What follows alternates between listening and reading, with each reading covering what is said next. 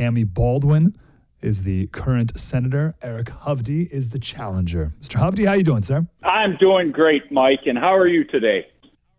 Fantastic, and I can't wait to win Wisconsin. Wisconsin needs to be red. So we got a lot to chat about. First, let's do the Trump-Harris race. So Real Clear Politics average has Harris up by 0.3, which is about on brand with Wisconsin. How is that the case? I don't think she is up by 0.3. Look, I get a lot of polls that are internal polls. The public polls, you got to remember, the left has even gone in to manipulate them. More important, if you look at Wisconsin, both 2016 and 2020, President Trump massively underpolled in Wisconsin, worse than I think any other state. I think maybe Pennsylvania was right there with him. So they had him down like 6% in the October polls of 16. He obviously won. They had him down almost 7% in 20. He lost by less than 1%. A lot of people don't understand why Wisconsin underpolls. Well, think of the second biggest market, Madison, Wisconsin, where I'm from. It's the belly of the beast, the state capital, the university, very progressive left. So if somebody calls you, you don't know, and asks you, are you voting for President Trump or Joe Biden or Hillary Clinton? In the case of 16, you're not going to tell somebody that you don't know or texting you because you don't know if they're going to come, egg your house or key your car. So, and we got a lot of farmers also, and a lot of farmers, it's hard to poll. Look, polling's really broken, to be honest with you. I see a lot of polls. So my guess is President Trump is winning the state right now from the internal polls we're looking at. He's up by 1 or 2 points, but I think he's probably up by more like 3% would be my guess, maybe a little bit more. Mm-hmm. But, look, we've got 22 days. A lot can happen in those 22 days. We've seen the surge up, the surge down, and we'll just have to see how it plays out. So everybody has to do their part. That's right. Well, you're doing the work, no question. So the Wall Street Journal has been talking a lot about your race. And this is what they wrote. An internal poll done by Tammy Baldwin, your opponent for Senate, last week showed Harris down by 3 percentage points in Wisconsin, while she was up by 2 points. So we'll talk about the she up by 2 in a second, but why would her campaign, share that with the Wall Street Journal at all? I'm not quite sure. I do know they're in complete panic mode.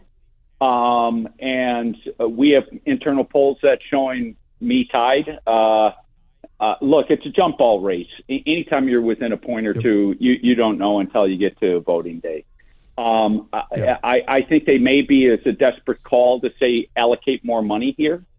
Look, I don't think if Harris loses Wisconsin, it's really hard unless they can flip someplace like North Carolina. It's really hard for him to win. That's why before Biden dropped out, he spent more time in Wisconsin, and why Harris, her very first stop when she got nominated was Wisconsin, and her third stop was Wisconsin. So, look, both President Trump and Harris know this is, maybe the key most battleground state, because whoever wins it probably wins the presidency. President Trump could win without winning Wisconsin. I don't see her being able to win without winning Wisconsin, again, unless they flip North Carolina.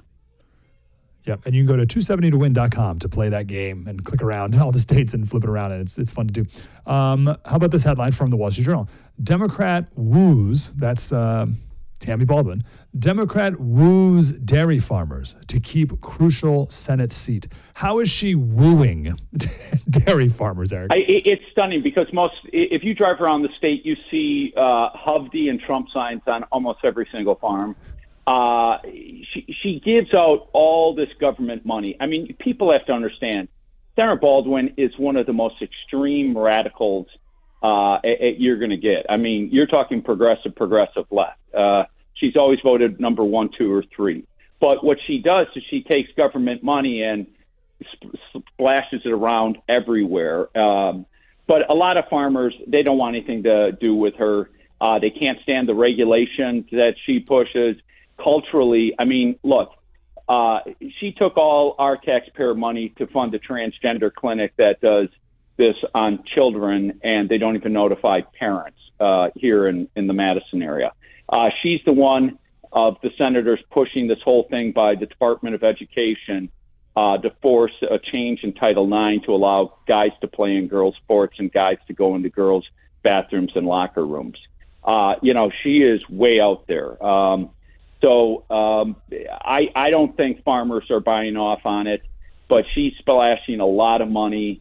She's actually trying to create a Trump Baldwin voter, if you can believe that one. And there for a while, there was a group of people that were supporting Trump and going to vote for her because they didn't understand how radical, because she runs back in the northern and middle part of our state as this moderate person, and she's anything but.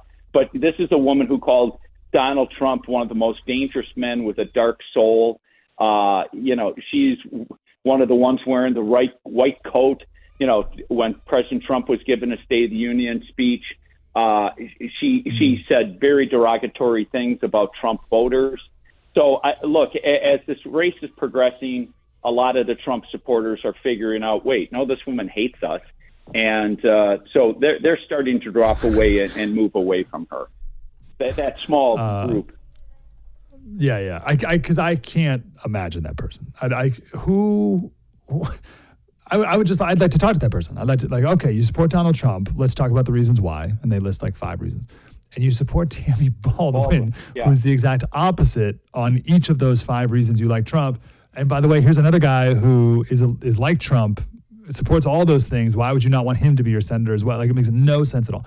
But let me read from the Wall Street Journal. Randy, who's 60, a dairy farmer in Loganville, Wisconsin, said he usually supports conservative candidates, but will vote for Baldwin, in part because of the mental health resources she has secured. Don't know what that is. He said he supports her fight to keep the label milk off of non-dairy beverages made from almonds, oats, and other alternatives. I agree with that as well. It's not milk. That is false advertising. He says Tammy is the only Democrat that I've really trusted. I think she cares.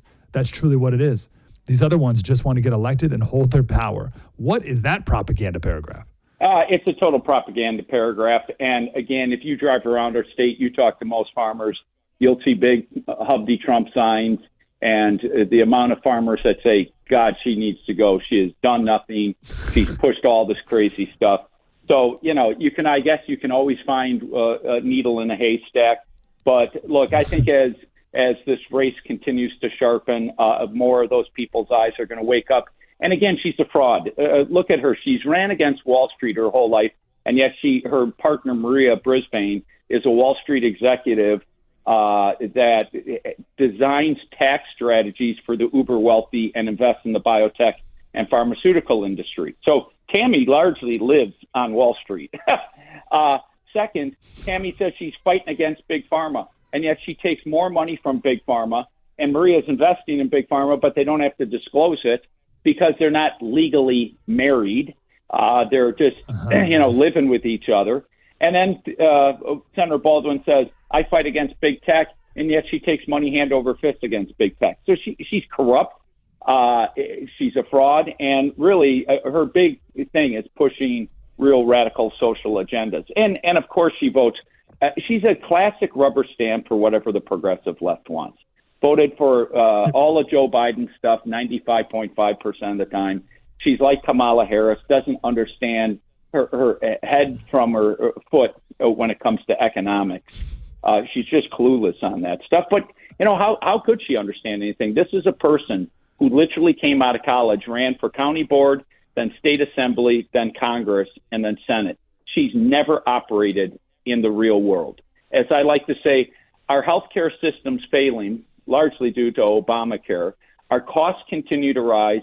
Our access to care continues to fall. Family doctors have all been wiped out. Now, how is Senator Baldwin ever going to figure out how to fix that? She's never had to buy herself health insurance. She's always been given to it. I've not only had to buy myself, I've had to buy thousands of employees' health insurance and figure out the mess our health care industry is right now.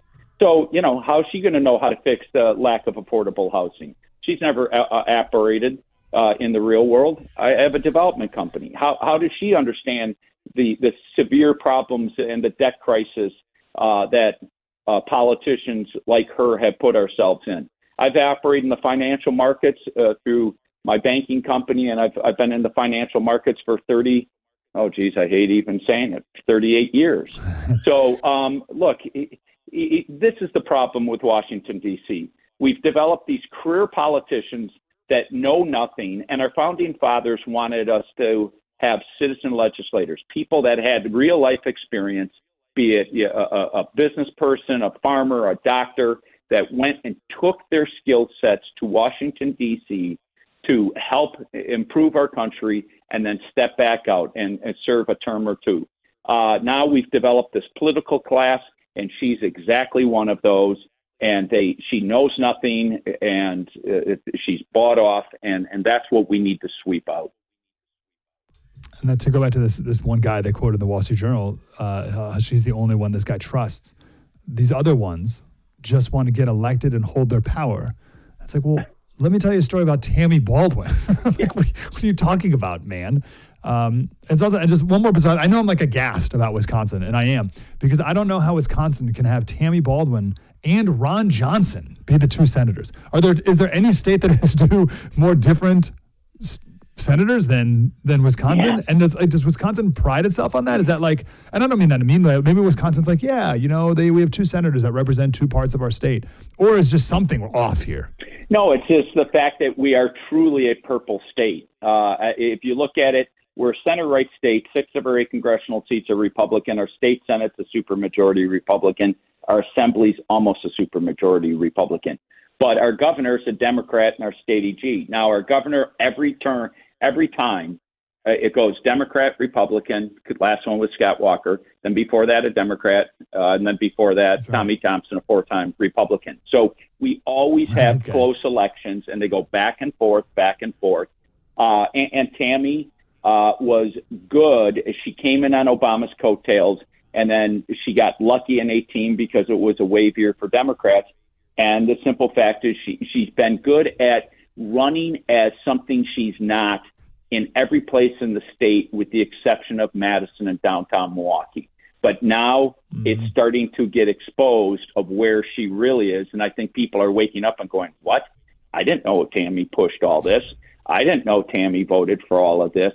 And that is why her approvals are sinking very fast. And look, I plan on winning this thing, but look, I can't win it without other people's help. So if people listening can go to erichovde.com. I mean, this is right now, we're picking up West Virginia, then Montana. And after that, it's Wisconsin and Ohio. And we need more of a cushion than just 51, because then you let Murkowski or Collins have all these decision powers on, things like the states, the U.S. Supreme Court nominees and things of that nature. So we need to get to 52 or 53. And look, me and Bernie Moreno in Ohio are the two that can, put us to 52 and potentially 53. So we need help. Yes,